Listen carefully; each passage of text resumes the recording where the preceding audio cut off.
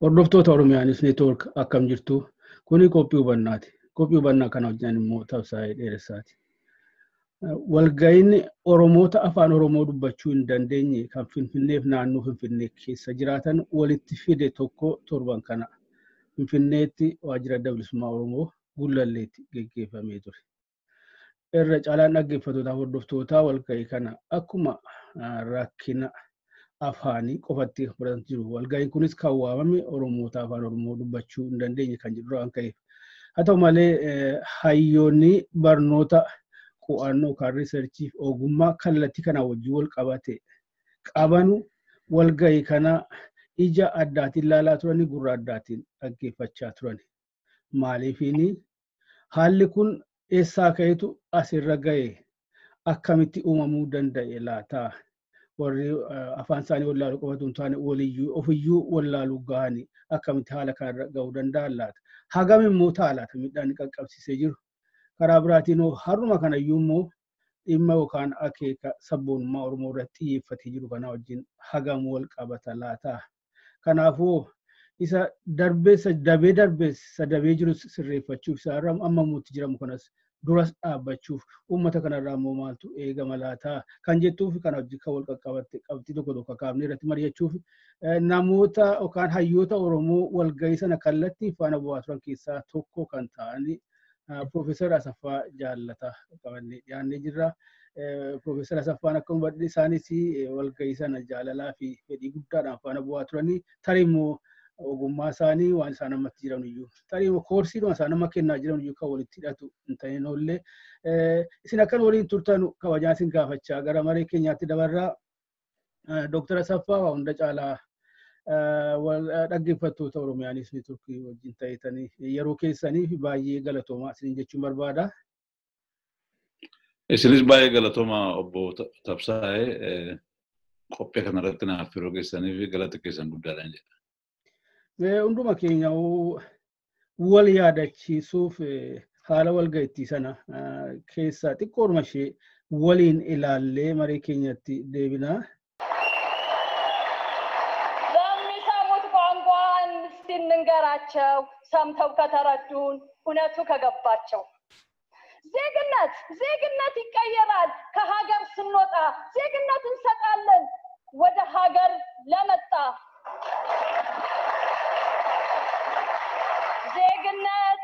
ዜግነት ይቀየራል ከሀገር ስንወጣ ዜግነት እንሰጣለን ወደ ኢትዮጵያ ለመጣ ኦሮሞነት በደም ነው ከአጥንት የማይወጣ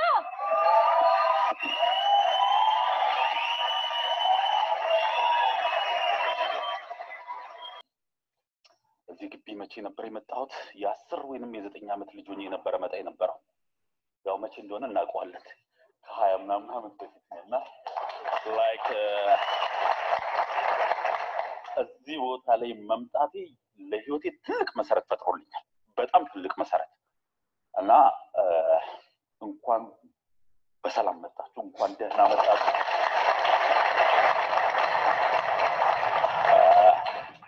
እናም እዚህ ጋር ዛሬ በተለይ ደግሞ የአማርኛ ብቻ ቋንቋ የሚናገሩ የኦሮሞ ተወላጆችን አስታውሳችሁ የጠራችሁን ሰዎች የእውነት ከልቤ በእጅጉ አመሰግናለሁ።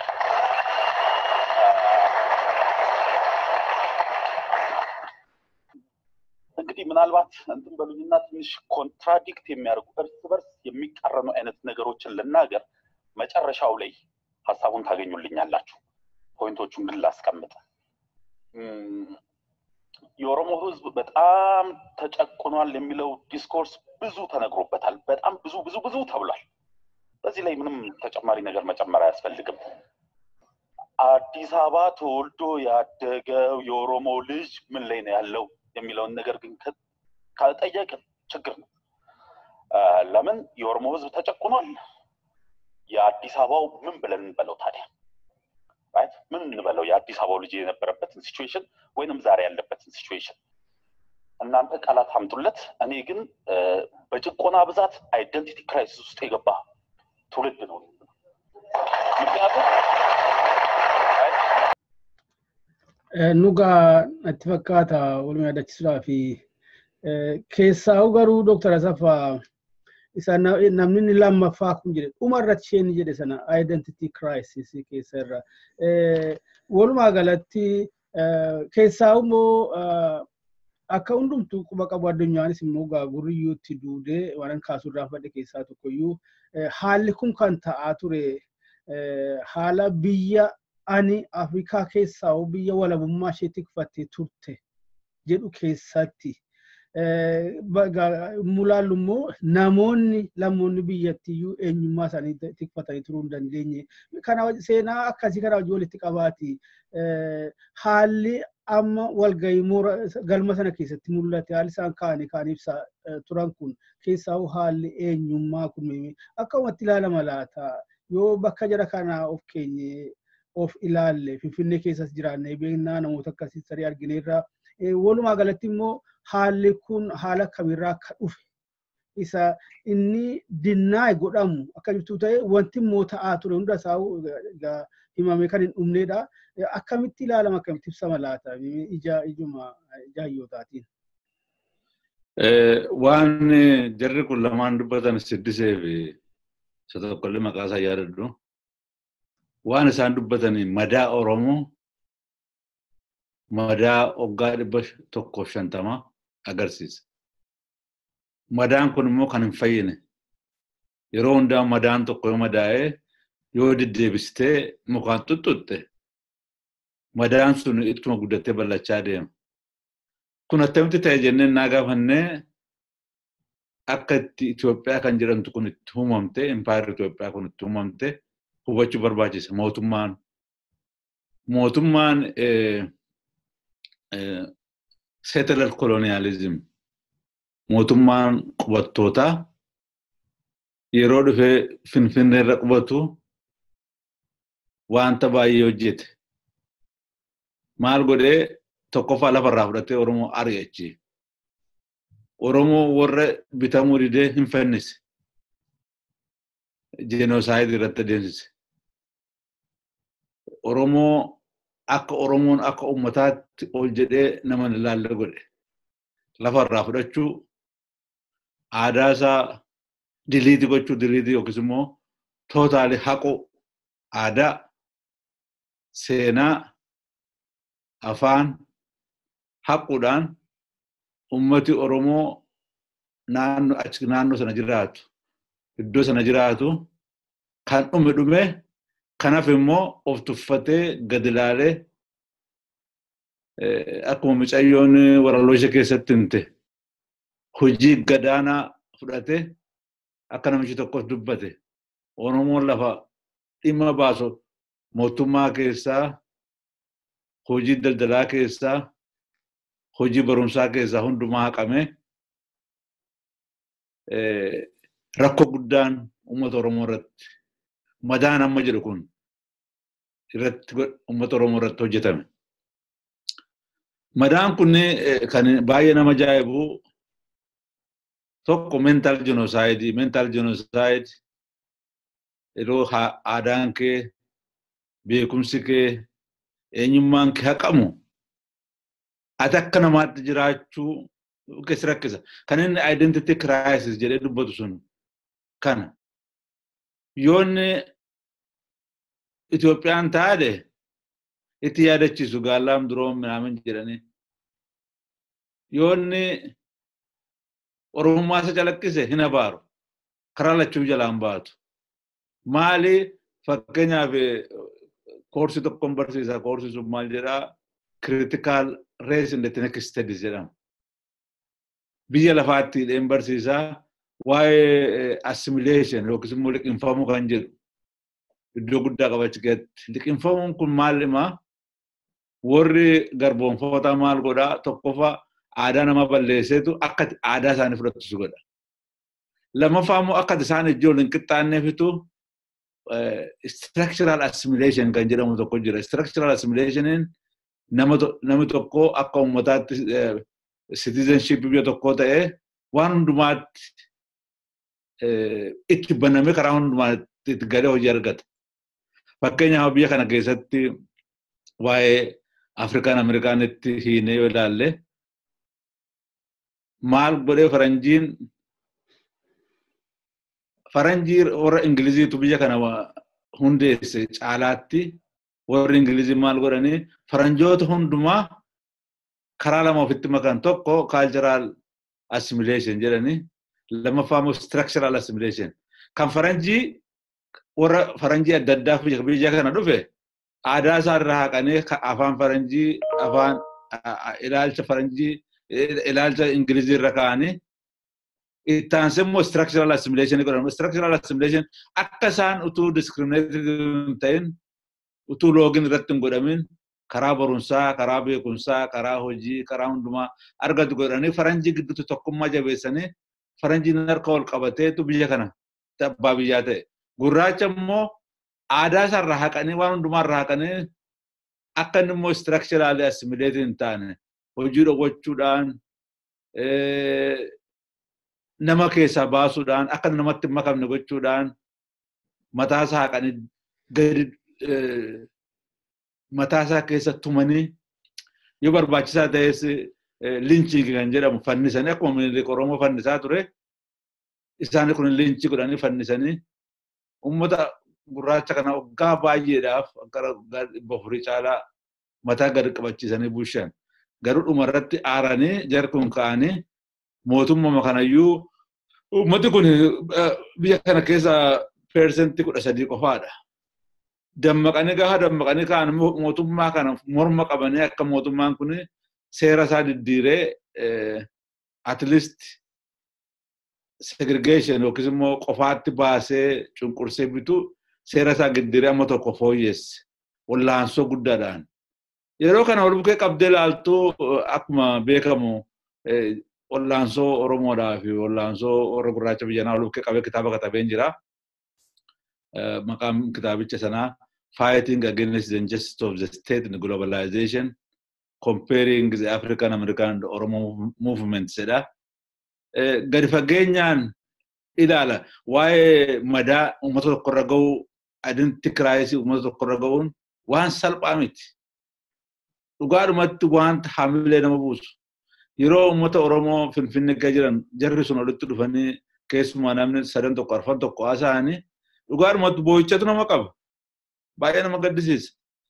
Ani waa'ee Finfinnee kanaa ijoollummaan giseen achi yuunivarsiitii galuuf dhaquun arge akka Finfinneen kun handhuura Oromoo keessa teessee halagaadhaan qabamtee Oromoon achi keessatti tuffatamee yeroo namni afaan Oromoo dubbataa deemu tuttufanii gadi xinneessanii yeroo Oromoon qoraan gurgurachuu dhufu yeroo Oromoon midhaan gurgurachuu dhufu itti tuffanii yoo harreen faandoo goote faandoo sana haqsisanii akka isaan huccuu isaaniitti faandoo sana haqan godhanii tumanii mataa keessa tumanii gaallaa jedhan argee baay'ee gaddaa ture. So namni achi keessatti kan yeroo hundumaa gadi xinnuma tuffatamu namaan gadi ta'uu dhageessan miidhaan mataa namaa irratti geessisu afaan faranjiitti inferiority complex mataa namaa keessatti uumu waan salphaa miti. Egaa namni kanatti inferiority complexitti kan inni respondi godhu yookiis immoo falatti barbaadu kaan of tuffatee badeetu akka maaraa ta'uu barbaada. Kaan immoo mataa keessatti rakkata. Kan akka maaraa ta'ee badu baay'ee hamaa ta'a. Oromoo jibbaa ofiisaa jibbee waanta jiruuf Oromoo jibbaa Oromoo irratti duula bana. Amma Oromoo keessaa warri Oromoo ajjeesan warra Oromoo duulanii Oromoo lubbuu keessaa baasan warra eenyummaan isaanii mataa isaanii gadi du'e. Hummaanitiin isaanii warra du'e. Namummaa warra dhaban warra akkasiiti. Waan akkasii kun uummata Oromoo keessatti badiisa guddaa geessee guddisee kan inni irratti mul'atu magaalaa Finfinnee kana namni awlaalu waa'ee magaala Finfinnee dubbatu waa'ee malafaa waa'ee horii ilaala garuu waan hundumaa caalaa waan mataa nama tuqu wanta salphaa miti baay'ee nama gaddisiisaa yeroo uummata sana laaltu waan isaan himanii keessumaa akka siddiseen itti ibsitu dhugaadhumatti isheen goota mataan ishee cimaadha akka inferiority complexin crisin akka isheen tunne yeroo makaanizmi akka itti ooltu himtu ofummaa koo of eeggadhee jette yeroo na arrabsan yeroo na xiqqeessan yeroo na tuffatan of xiqqeesseen oromummaa koo eeggadhee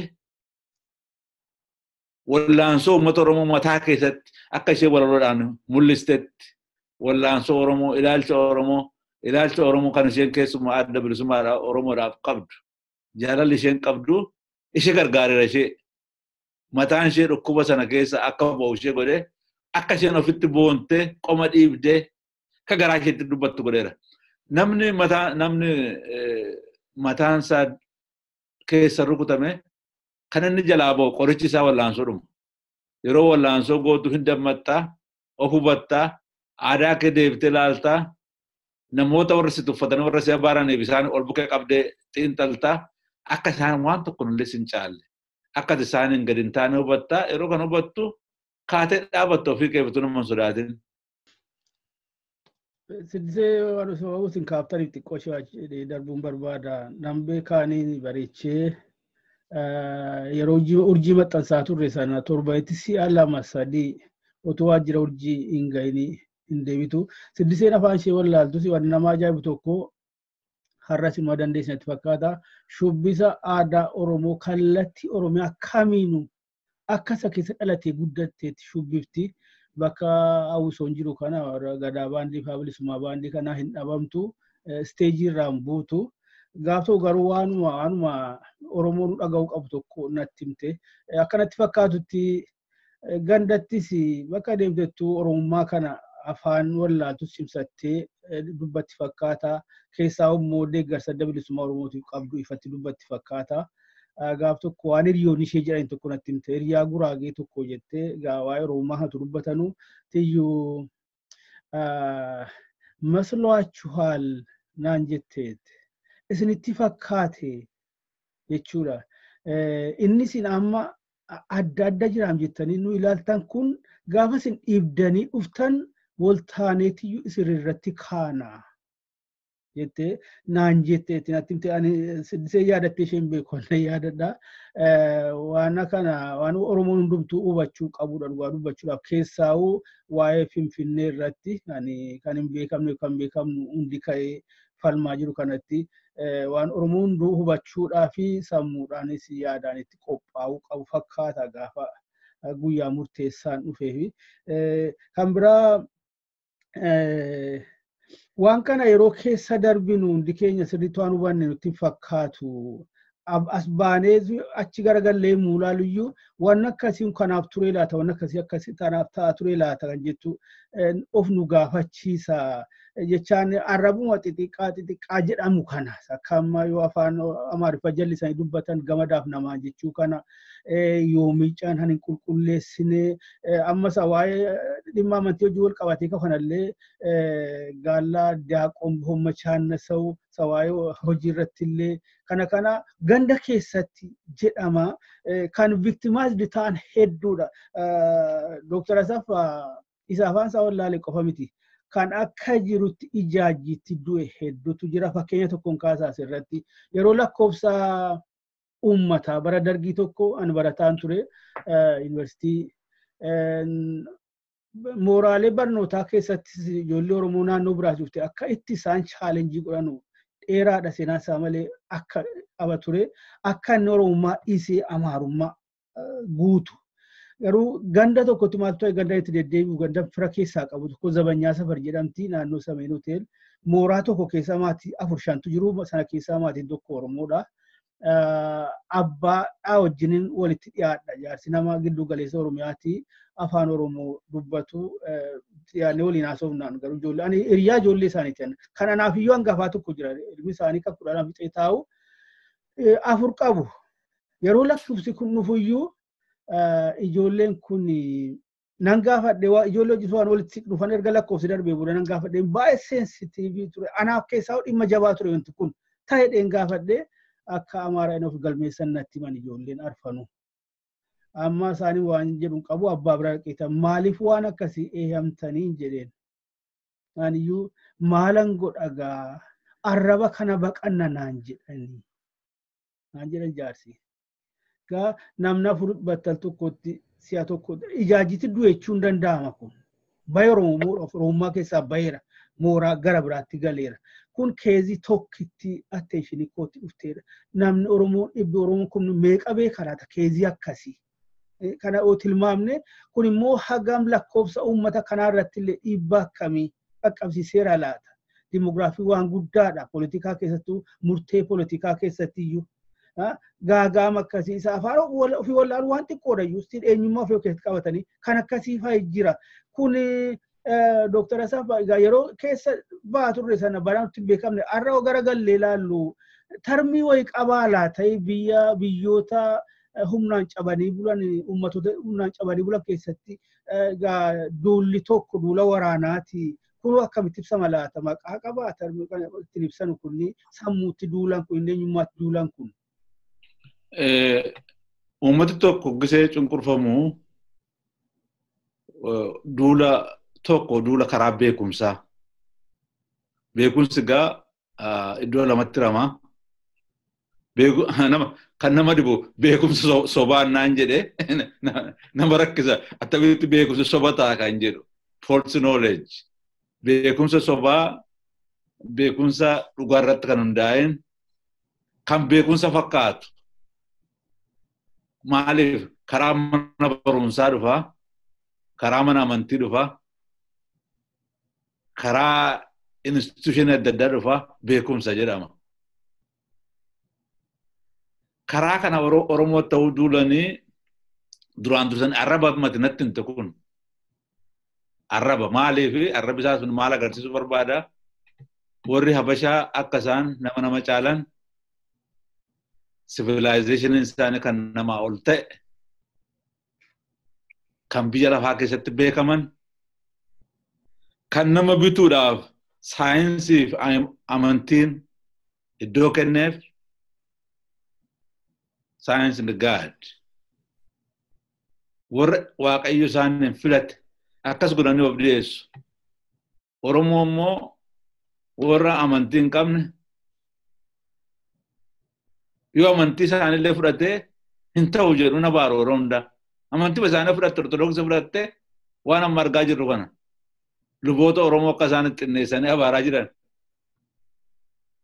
mana barumsaa fudhattee akkuma beektu gaa atis University bara adda addaa yoo ta'u malee University Addis Ababa kana keessa linnee baaneera waan barachaa turte yoo dhaggeeffatte yaadatte seenaa jedhanii waan isaan si barsiisan filosoofii jedhanii waan isaan si barsiisan afaan Amaariyaanitti jedhanii waan isaan si barsiisan yoo yaadatte keessa deebitee ilaaltu ijoollummaa sanatti akka gaariitti illee si galuu baate deebistee hoo xiinxaltuu akka duula guddaa mataa namaa irratti banamee jiru agarsiisa. Duulli kun hamlee namaa cabsanii akka itti meeshaa taate meeshaa Habashaa taate yoo barattes namatu hin ta'in akkuma meeshaatti deemtee waan isaan barbaadan hojjettee biddeenuma nyaattee akka jiraattu horii si gochuu barbaadu horii namni tokko baratee biddeenuma nyaachuuf ennaa hojjete namummaa keetti yoo hin boonne nama taate kabajamtee jiraachuutti yoo hin amanne hojii margachuuf gadi baatee uffata uffattee biiroo keessa ooltee yoo galtee akka namaatti aadaa kee eenyummaa kee calaqqistee hin jiraatu taanaan akkuma sila jetteyyuu du'a kun afaan Faranjiitti social days jedhama. Namni social daysiin namni utuu jiraatu du'e ammas kun wordiinsa contradictionidha utuu jiraatu namni du'e baay'ee rakkisaadha. Dhugaadhumatti nama hiikuun nama dhiba. Namooti gaa nama bifa lama jira beektaa tokko tokko huma dida. Maaliif dida hubannaa qaba. Hubannaan isaa maali? fakkeenyaaf lafatti dhalatte jira ummata xiqqee abbaatatti jira jaarsoliitu jira nama guddaa jira utuma barumsa dhattuu jara sana dhaggeeffachaa guddatte abbaa kee dhaggeeffachaa guddatte yeroo dhatte waan namni biraa waan biraa sitti himu waan sana faalleessu dhugaa ta'uu diduusaa si galaa yeroo barumsa dhattu callumatteetu waan isaan sitti mangootee fatanaa dabarta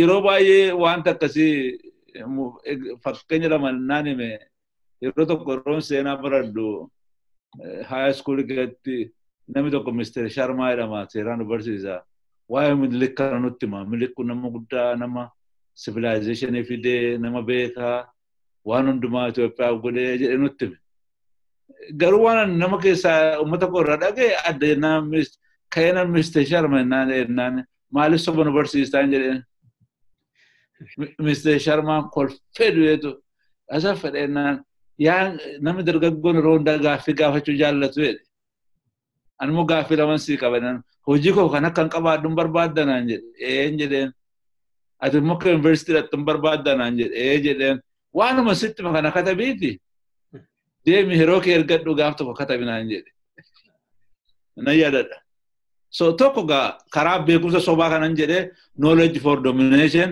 and exploitation beekumsa karaa ittiin nama doomsan ittiin nama bitan ittiin nama cunqursan wallaalaa si godhan akka ati kaatee yuun gaafanne kan si godhan yoo ati kaatee gaafatte humulleetti si godhan kan si teessan namicha amma Sharmaa jedhu kun utoo Habashaadha ta'e baay'ee na godha ture hindiidha he was neutral waan tokko nan goone na gorseetu ofiisaaf karaara na buusee sal jedhe utuun Habashaa gaaffii sana gaafadhe ta'e dubbii guddaa na dhufa karaan tokko karaa ilaalchaati ilaalchi kun ilaalcha Itoophiyummaa jedhamu ilaalcha kaanserii ta'e ilaalcha nam Oromoodhaaf iddoo hin qabaan kan Oromoo xinneessu kan Oromoo salphisu kan afaan Oromoo salphisu ilaalcha Oromoo salphisu namummaa Oromoo yeroo hundaa kan salphisu namoota badiis Itoophiyummaa kun namoota wallaaloo Oromoo keessaa fuudhee ofitti qabee warra waa xiinxaluu hin dandeenye meeshaa godhateetu wallaalaa fuudhee hoogganaa godhaaf Oromoodhaaf kan nama gaddisiisu hoogganooti biyya Itoophiyaa keessatti burqan maqaa Oromoodhaan wallaalotaaf doofota warra Oromummaa maal akka ta'e hin beekne warra aadaa Oromoof kabaja hin qabne ilaalcha Oromoof kabaja hin qabne yoo sobanillee afaan kana dubbatan takka turanii warra ganan warra akkasii fide kana keessatti akkuma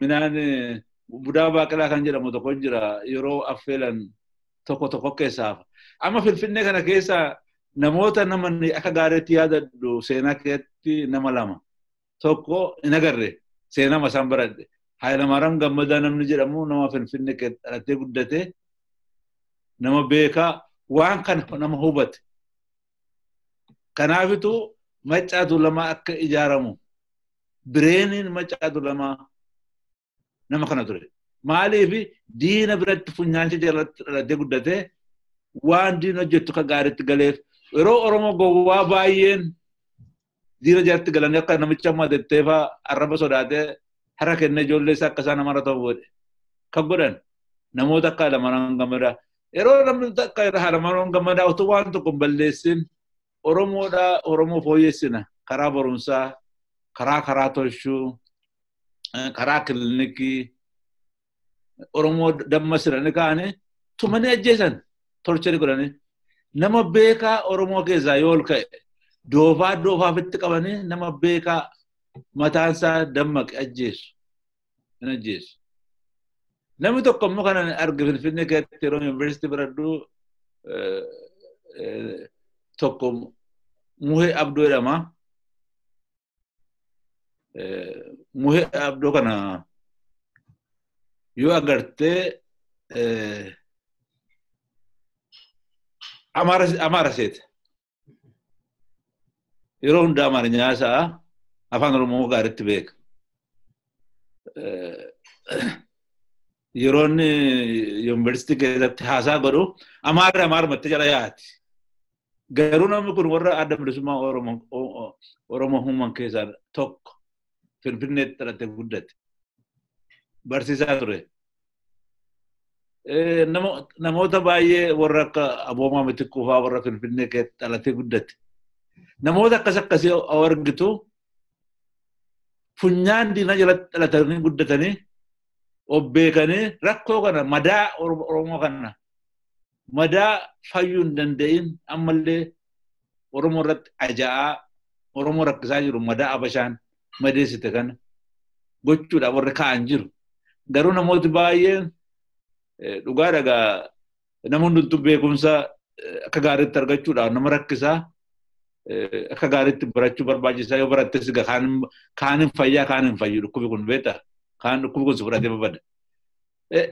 Egaa beekumsi biraan beekumsa bilisaa jedhama or critical knowledge warra amma adda bilisummaa Oromoo uuman warri Macaatu Lamaa uuman jaarmotii biraas warri uuman warra beekumsa bilisaa barate madaa kanaaf qoricha barbaaduudha warra ka'edha. Utuu isaan madaa kanaaf madaa Oromoo kana hin fayyisin namoota baay'ee isaanii ajjeesanii hidhanii fixan. Ammallee deebi'ee Oromoon dhiibne kun madaan kun madaa kana yeroo hundaa soogiddatti naqanii akka Oromoon ittiin gubatu godhu rakkatu godhu. Kanaaf ummati Finfinnee keessa jiru akkuma jettee ummati iddoo biraas rakkoo guddaatu ummata Oromoo qabatee jira. Ammallee ummata keenyaaf waan tokko waan hin galiniif kanan deddeebisee dubbadhu mootummaan Itoophiyaa kun mootummaa Oromoodhaaf kan hin dhaabbanne. Oromoon sasaan zeeginnati dhansan. Oromoodhaaf zeeginnati citizenship kan hin laanneef yoo kenneefis irraa fudhatu akkuma micayyoon sun itti himteetti.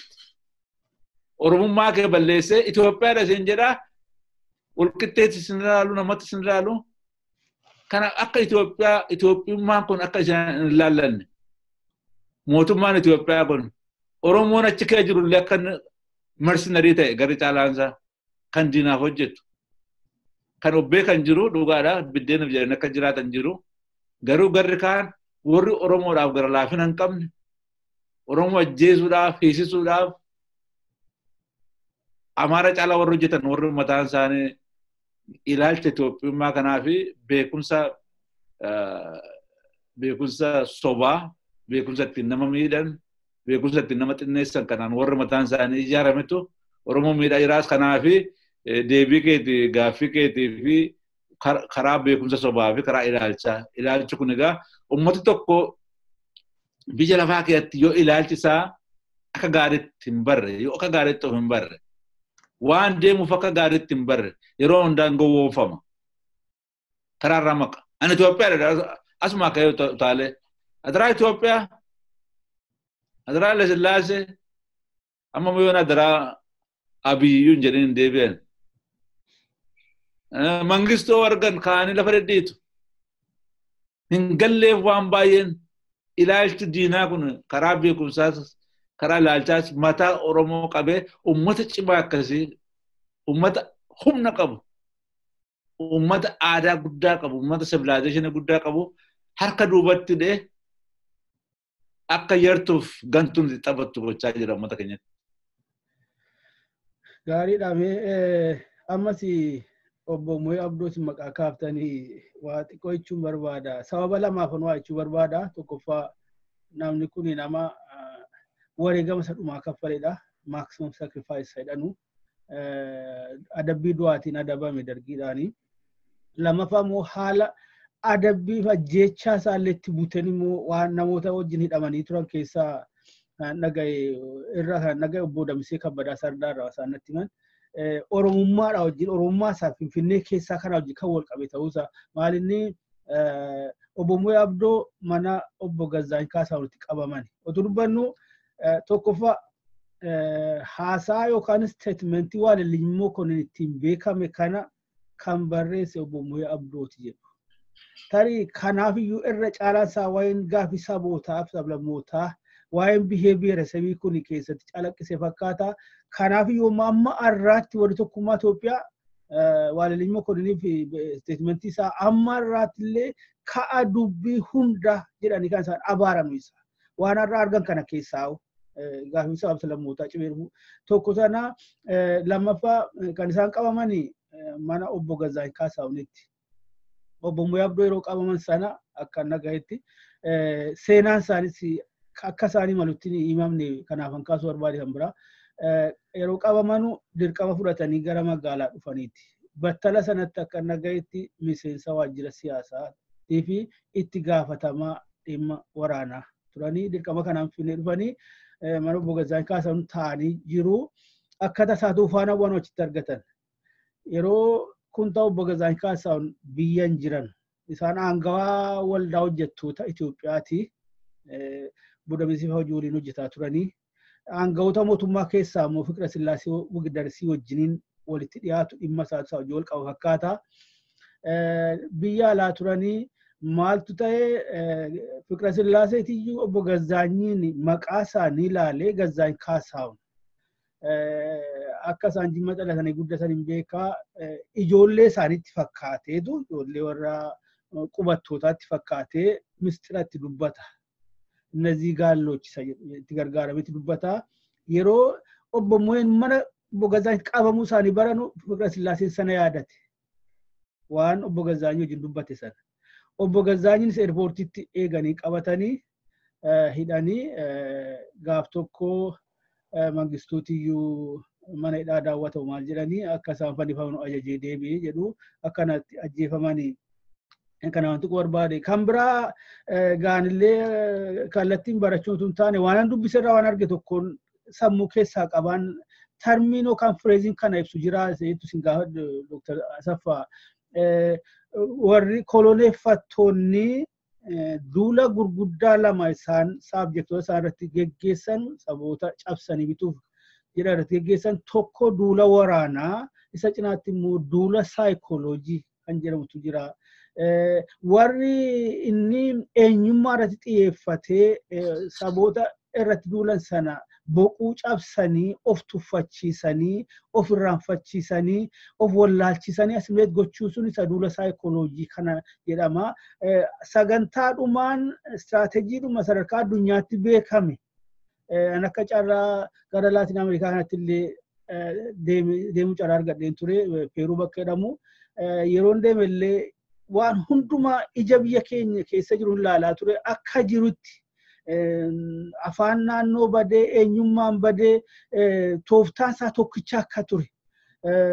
Mana mareefaa keessa teessee gaaf tokko isheen tokko bakka buusuun kaatee afaan naannootiin dubbannaan warri miseensonni mana maree warri kaan kaanitti kolfani.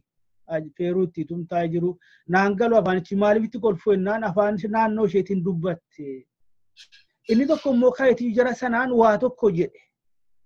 Kanuma akka ishee kana jennoo fi ilaalcha akka ishee qabu. Innoo maal jedhennaa inni immoo isheetti kolfuu miti ofitti kolfuu qabdu turtanii isin kan afaan keessa wallaaltanii. Isaan Ispaanishii dubbatu afaan koloneeffattoota. Addunyaa guutuu irrattuu waan akkasiitu ta'e akka jirutti ilaala deebi'anii ofitti kolfuu ilaala.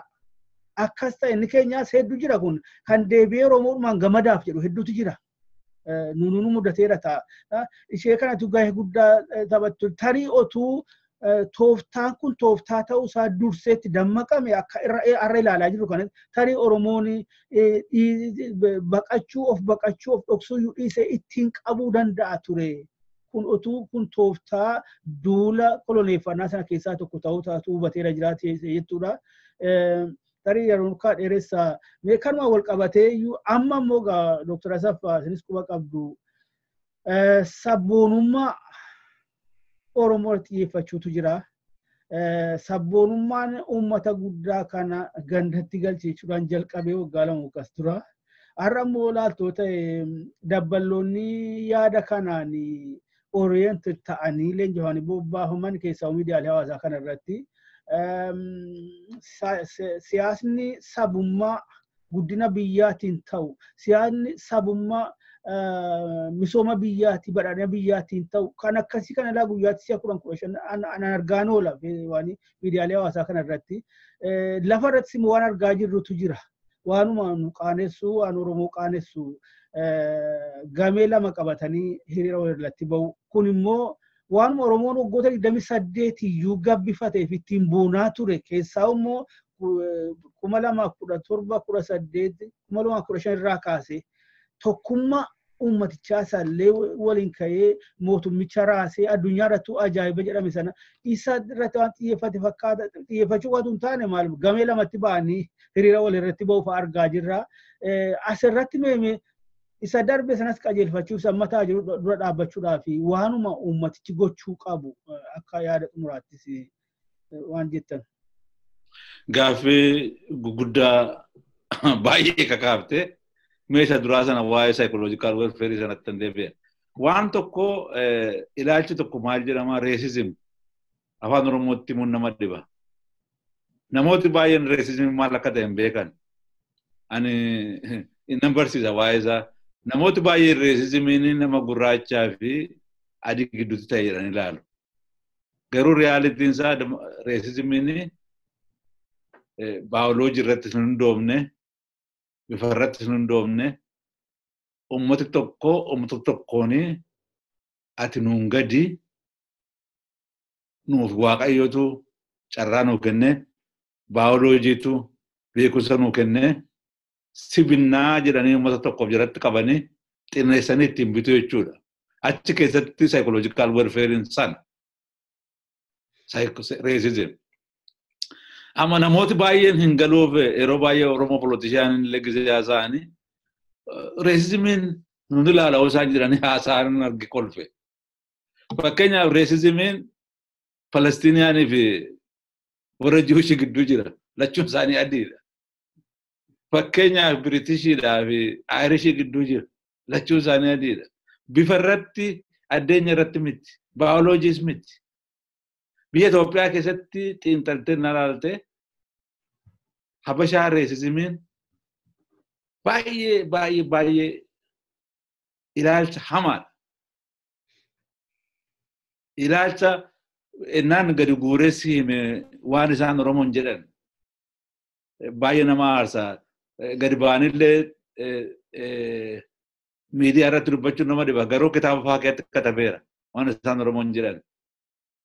Ortodoksiin fa'aa waan isaan jedhan Oromoo fi Gaallaa fi Amaarrii wal fuudhee akkuma bineensaa fi namni walitti dhufee jedhan akka isaan lafa kaa'an. Kana jechuun Oromoon akka bineensaatti ilaalame. Habashooti si gowwoomsu si argan si fuulduratti ta'uu dhufan. Attami akka fayyaa keetii akka nama guddaa si kabaju garuu achi galagalanii waan isaan jedhan hin beekne. Ilaalchi isaanii kana. Ilaalchi kuni namoota Oromoo keessaa warra bishina hin qabne beekumsa guddaa hin qabne mataa xaxeetu pirojektii Habashaa akka isaan hojjetan godha. Pirojektiin Habashaa pirojektiin Itoophiyaa maali? Yeroo hundaa mootummaa sana jiraachisu mootummaa sana jiraachisuudhaaf immoo Oromoo fi uummata cunqurfamaa warra biraa qoraan godhachuu itti bobeessu. Amma waan ati kaaftee namichi Prime Minister of jedhu kuni baay'ee jala deemee ilaalaa ture nama kana waan inni dubbatu. Utuu aangootti nufin maal haasa'aa ture waa'ee gadaa haasa'aa ture. Gadaan akka civilization biyya lafaa keessaa cimaa ta'e tokkummaa Oromoodhaaf barbaachisaa akka ta'e demokraasii biyya lafaa civilization fiduudhaaf barbaachisaa akka ta'e jedheetu nama uummata ittiin Oromoo gowwoomsee Oromoo fakkeessee ilaalcha Oromoo fakkaatu qabaatee nama baay'ee gowwoomsaa ture. Kun Oromoon bishaatan akkasii kun eessaa dhufeera. Inni maal godhaa waan jiru akkuma jirutti nama waan katabamee lafa jiru fuudheetu afaan Oromootti hiikee gadi ba'ee dubbisa. Itti amanee miti. Otoo xiqqoo isheetu hin turin gizee yeroo aangootti ba'u isuma dur dubbachaa jiru kana baaruu jalqabe. Oromummaan akka nu jedhutti sabboonummaan Oromoo xinneessee gandatti gashee dhiyoo kana immoo Itoophiyaa tokkummaa ijaaruudhaa fi Oromoon kifilii tokko kutaa tokko kaasee afaan Amaaraa barachuu qabaa. Yoo kana taa'ee Amaaratti haasa'a seenaan keenya warra duguddeeyyii warra mootummaa keenya guguddaan abaare mootota keenya abaaranii gadi xiqqeessan. Warra uummata keenya dhumeeranii seenaa sobaa barreessan. Seenaan Itoophiyaa kanarra haqamuu qabaa. Seenaa haaraa kan ittiin biyya ijaaru qulqullaa'ee ba'uu qabadha. Kana jechuun maal jechuudha? Seenaan hundiyyuu biyya sana keessatti kan inni katabamaa ture mammaatti warra mootummaadhaaf gadi gugguufaa turetu katabaa ture baay'ee. Seenaa sobaa. Seenaa warra warlord. Sasaan nuguseedhaan ani warlordin jedhaan. Warlordin duuluma irratti hundaa'eetu nama saamee horii horatee maqaa jaallata ofii kenna. Warlord Minilik, Warlord Yohaannis shiftoota warri kun. Shiftoota nama qaluudhaan nama ajjeesuudhaan aangoo fudhatanii sanyii duguggaadhaan Oromoo irratti godhanii uummata Oromoo fixan. Inni mootota keenya warra biyya ijaaran warra teekinooloojii nu fidan jedhee eebbisa. Gaaf tokko wanni itti haasa'ee namicha kana namicha Izeema amma maal jedhan paartii sana kan geggeessu Biraanuu Naggaa kan jedhan. Kana caala namicha kana caala namni Itoophiyaa ijaaru hin jiru jedhe Miniilikiin iddoo sanatti mana mootummaa keessa kaa'ee Oromoo warra mataan isaanii karaarraa maqee warra seenaa wallaalaan ittiin barsiisa jedhe. Anuu mootummaa sana waan qaba adda caalaan hojjedhu jedhe. Namichi kun dhugaadhumatti yookiin nama ilaalchi Itoophiyummaa mataasaa keessaa mataasaa doomsee waan hubanne. Akka inni jedhutti mootummaa Habashaa kana ijaaruudhaaf Oromoon Oromiyaa kan jedhamtus seenaan Oromoos hundumtuu haqamee akka inni ilaalutti seenaa Habashootaatu seenaa dhugaadha kan Oromoo dhugaa miti. Gaaf tokko warra artistii taa'ee haasofsiisa beektaa?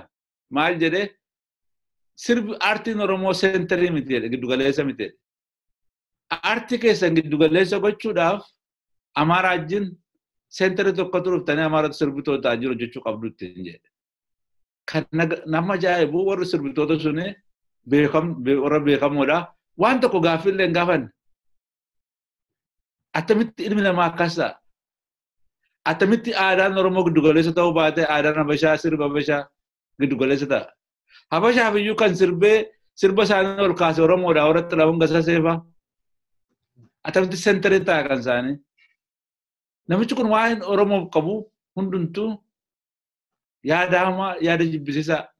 Kana gochuudhaaf waan lama wanni lama xaqqabata karaa lama adeema. Tokko propagaandaa gochuu nama hamilee cabsuu abaaruu utuu namni gaariitti hin galneef.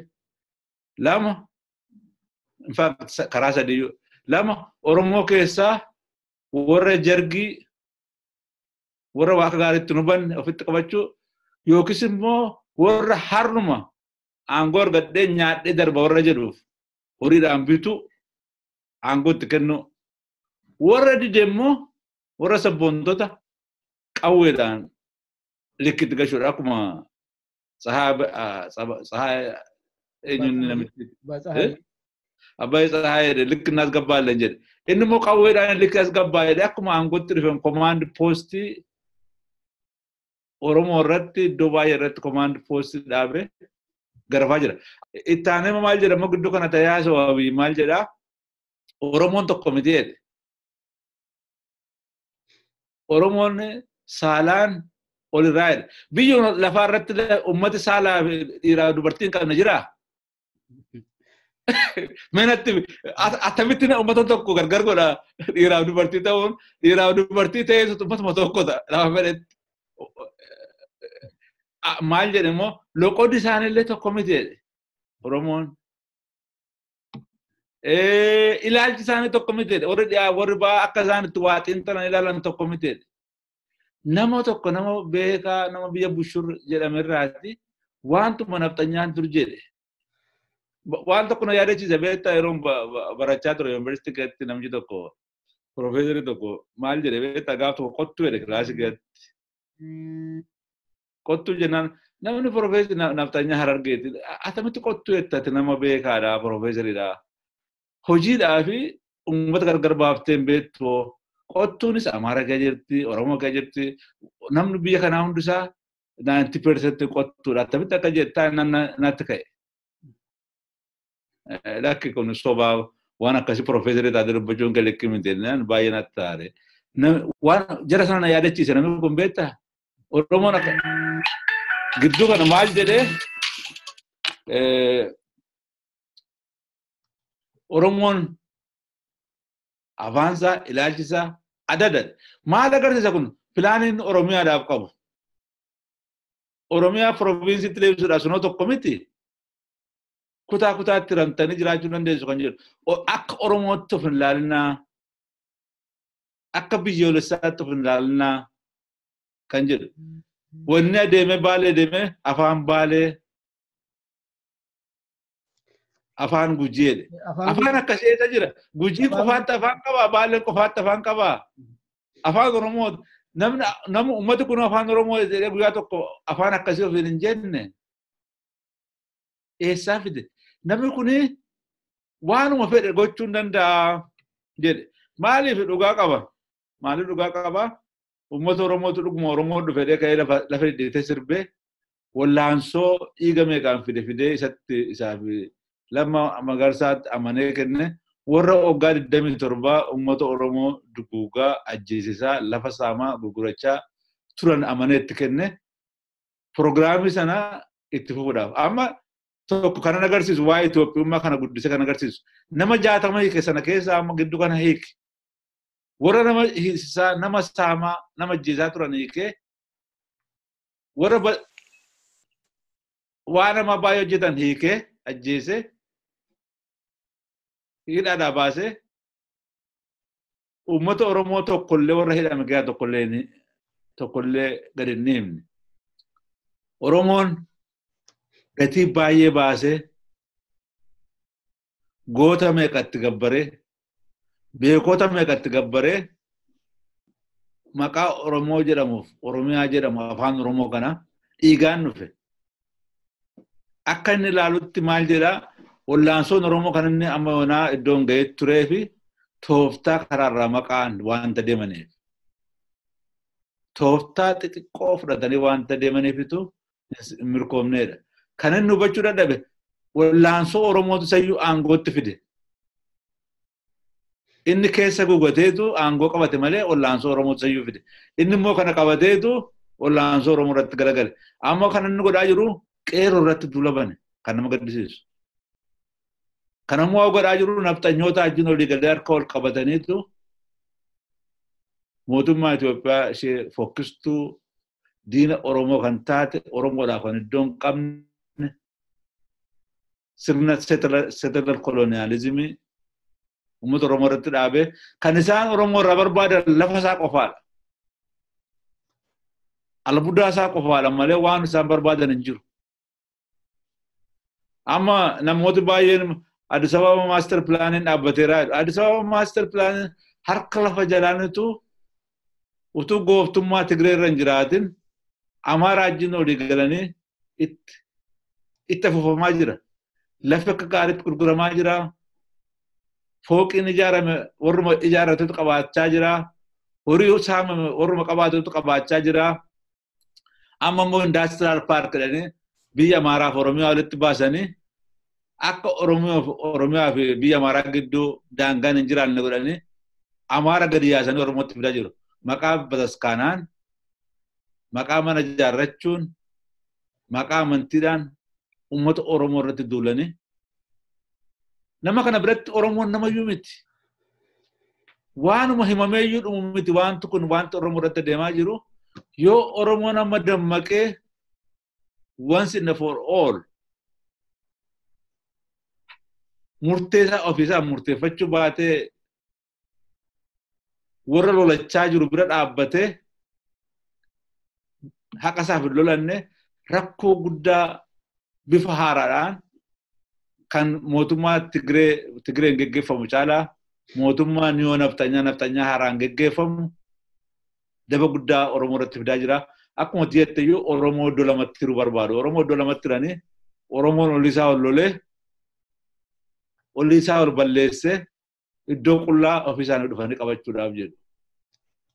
Ani kanan himu Oromoodhaan warra gowwoomfamanii horiidhaan bitaman. Warra lafa xixiqqoodhaaf jedhanii uummata isaanii gananii seenaa isaanii balleessan utuu hin bubbulin hubatanii wallaansoo Oromoo dura dhaabbachuu dhiisuu yookiin Oromoo bira goruu yookiin bira dhaabbachuu dhiisanii Oromoo irratti diina ta'uu dhiisuu qabu. Keessumaa warri alaa biyya alaarraa galan baranneerra warri jedhan Oromiyaa fi Oromoon akka baddu irratti hojjechuun seenaa keessattis mooraaliidhaanis namummaadhaanis nama gaafachiisa. Utuu keessa deebi'anii yaadanii kan jedhuun dhaamsa kennaaf dhaamsa himaa fi biyya lafaa irratti beektaa maayitis raayitiidhaan. Uummati Oromoo nama biraa tokko nama tokko illee hin qabu. Murteenis harkuma isaa jira. Yoo uummati Oromoo harka ol qabatee ka'e mootummaan Itoophiyaa kun fixeensa. Wattaaddarri Itoophiyaa kun fixeensa. Guyyaa tokkotti baaqxee baddi. Yoo Oromoon immoo walirratti galagalee diina ol godhatee namaaf hojjetee balleessuudhaaf ka'e isumatu badii ofitti fidee waan jedhan hin jiru. Garuu warri badiisaaf ka'an kun Oromoo balleessuu hin danda'an isaanuma badaa garuu Oromoon hin mo'ataa. Garuu yeroo dheeroodhaaf rakkoo guddaa Oromoo irratti fidu jedhee waan fiduuf deeman natti fakkaata. Gaariidha. Ammas waan isin tuqxan keessaa tokko waa'ee namoota hidhaadhaa gadi dhiifamanii Oromoon keessa hin jiru. Oromoon akka itti ilaalu akkasitti. Warri immoo komee Oromoo kana dhagaan kaleessa kanarra kana maal jechaa jiru.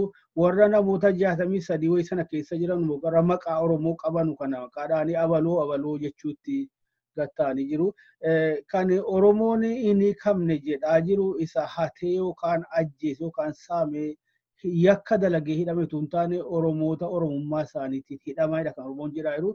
Kanaafuu kan Oromummaa isaaniitiin rakkina yookaan ilaalcha siyaasaarraa kan hidhaman inni kamneedha. Sana kan biraa immoo ammas namoota tarreessan caalaayyuu torban lamaan sadan darban kana akka malee yaaddessaa kan ta'e lafuma irrattu dirree irrattu Oromoon walitti gattaa'u isaati. Hiriira walirratti bahu Awaddaayit akka arginetti Ambootti bakka biraattis Jimmaattis guyyaa adda addaati malee kunis jechootuma akka yeroo sana waan akka tasaa afaanii bahe jennee fudhanne tokko yoo narra Jimmaa gara Wallaggaa dhaqee naannaa ajjeesu sun immoo Jimmaan iyyuu kakaasaa sadan sana fa'aatiyyuu yeruma sana iyyuu waan qindeeffametu jira tokko argaa irraa kanaatu iyyuu keessaa'uu tokkummaa uummatichaa waggoota 28 darban kana uummaticha iyyuu aangomsee humnoobsee diina sarara olaantummaa akka argatu taasisee amma akka malee deebi'ee waan chaalenjii ta'aa jiru fakkaata. Isa irratti sarii of eeggannoo guddaan kan barbaachisu karaa uummata kanaatiin baay'ee ammatu fagaatee adeemini akka dhaabatu gochuu qaba fakkaata irratti dammaqee kun immoo kan ta'aa jiru tokko akkas hin jettanii dantaadhaan bitamuu irraati. Mee waa'ee tokkummaa Oromoo irratti xinnoo ishee jedhaa tokkummaan Oromoo dhiigaan ijaarame. Dhiigaan jiraatas dhiigaan itti fufas namoota yartuun ka'anii nama yartu tokko warra waan beekne horiidhaan bituudhaaf ofittoota bituudhaan tokkummaan Oromoo diigamuu hin danda'u. Oromoon Oromoodha. Waaqatu Oromoo isa godhee uume seenaansaa afaansaa dubbatu Oromoodha. Namni gargar kutuu hin danda'u. Namooti gowwoomsanii Oromoo ati iddoo akkasiitii jechuu danda'u. Waan Waaqayyo uume, waan seenaan uume, wanta aadaan uume namni gargar jallisuu hin danda'u. Garuu aangoodhaaf jedhanii nama immoo tokko walitti naquu danda'u. Warri naqaman kun immoo yeroo utuu baay'eetu hin turinitu gadi ba'ee xuriin isaanii gadi ba'ee uummati hubatee uummata isaan irratti garagalaa yeroo xinnoodhaaf gowwoomsuu danda'u. Garuu amma wanti barbaachisaa ta'aa jiru murteessaan Oromoo wallaansoo Oromooti. The right to self defense Oromoon qabaachuu qaba. Biyya lafaarratti the right to self defense. Namni lafa kee fudhachuu dhufe. Mana kee dhufee si saamuu dhufe. Ijoollee kee si biratti ajjeesuu dhufe ofirraa dhowwuudhaaf haqa qabda. Seera biyya mootummaa biyya lafaan kan raggeedha. Uummata Oromoo biyya isaa irratti lafa isaa irratti tokkummaa isaa eeguudhaaf karaa barbaachisu hundumaan wallaansoo isaa yoo finiinse malee namarraa taa'ee nagaadhaan naa dhufa yoo eegate rakkoo guddaa keessa bu'aa. Uummati Oromoo dhugaa qaba, haqa qaba, sobduuf, gantuuf, warra mootummaa aangoo mataa isheetiif deemtuuf gowwoome haqa isaa fi biyya isaa Oromiyaa dhabee seenaa isaa dhabee akka booddeen qaanofne kanaaf jabaatee wallaansoo isaatti dhufuu qaban jedha. Galatooma. Isinis baay'ee galatooma. Maqaa hordoftoota keenyaa, maqaa qophii hubannaa, maqaa waliigala Oromiyaa News Neetwoorkiin ogeessaa teeknikaa keenyaan odeessaa wajjin ta'ee isinis baay'ee galatoomaan jedha. Dhaggeeffattoota keenyaanis galatoomachuun barbaada. Nagaa ta'a. Nagaa tola. Studio. Ankara Navastara Kilo. Dember Shwara Ambassador Bole Mikelel. Eskamare Karane Eskamare. Bole Miket Ambassador Bole Mikelel.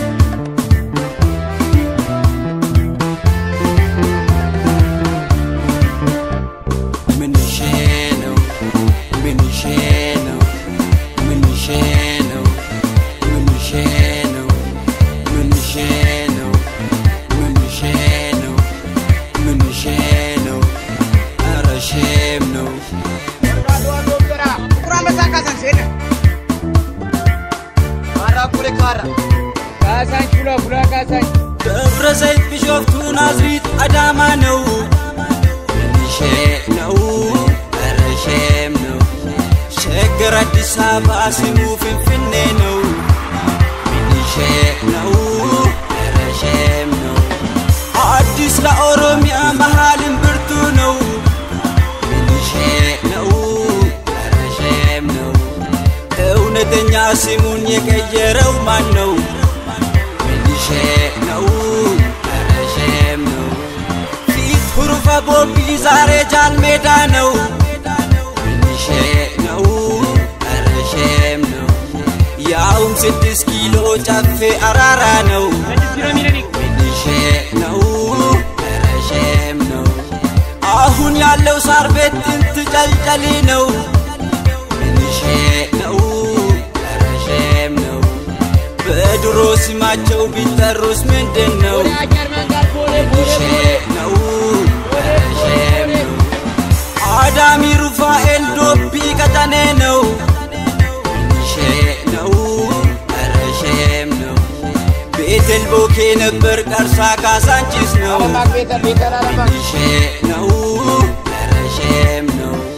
Bergit Karagore Bit Karagore no.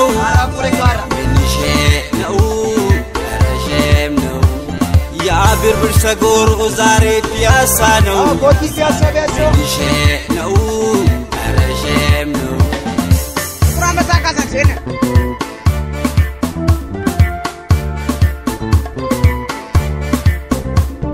Ya Afrika Madina konjo Finfinne hagere Arangwade lemlem medur Simu tekayere Nuzababile radade Makador torture Oso abban biya jiru Keshuman jijire Bagada sirat temerdo Shi amat yanore Oromo hullem fikirno Jibban gamumare Finfinnen hanur Oromia Dachi Oromoti Isin nuti galsan bara Nuzababiyati Finne dur bulchaturani Erroman makasib dawa Sani Doyo bersafi mana gulalle Tufamunan tafe tulama Jersan bole Kekaradon pecho Akale jatanin kolfe Soralomen bole bulbula Bole bulbula Bole ajar manggar bole Bole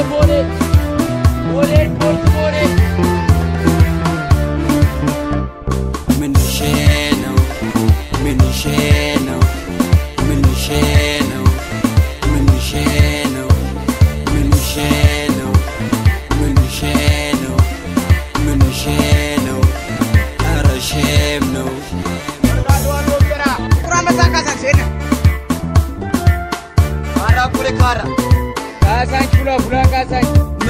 yeroo yerteena gurdishoo laarbuu na'u ishee na'u arasheem na'u ilee maaleetaas koo qalluun qallitti na'u ishee na'u arasheem na'u bakka nisaa laaftoo yeesaafochuu sim na'u ishee na'u arasheem na'u innam caffee mudaa ahuun lidataa na'u ishee na'u arasheem na'u agamsa markaatoo horaa filowaa na'u ishee na'u arasheem na'u yaa huru faraaree awutoobis taraa na'u ishee na'u arasheem na'u 4 kiiloo safar xinti daalatti na'u ishee na'u arasheem na'u የነበረው ጎልቦ አሁን ግን ጨርቆስ ነው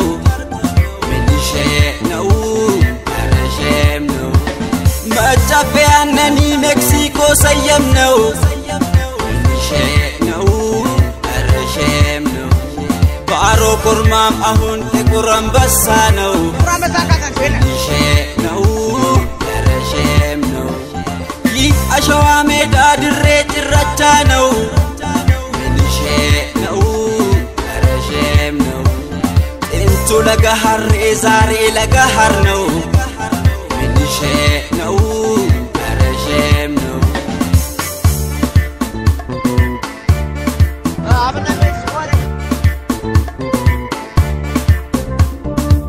inna yewa wagane ingida akbari jilinna munya idellenem waay keenya bari nuti horte hayyuf gotaati warra abbaa qabeenyaa Itoophiyaaf miti Afrika addunyaaf ni keenya jaalalaaf kabaacha saree wajjiniin jiraanna isammoo nuti uffatuufis horicha isaa beekna sintuun biheeraak fennoore bira duuba mootee zara nyaanaachuuf yambileen bataan basaasaatee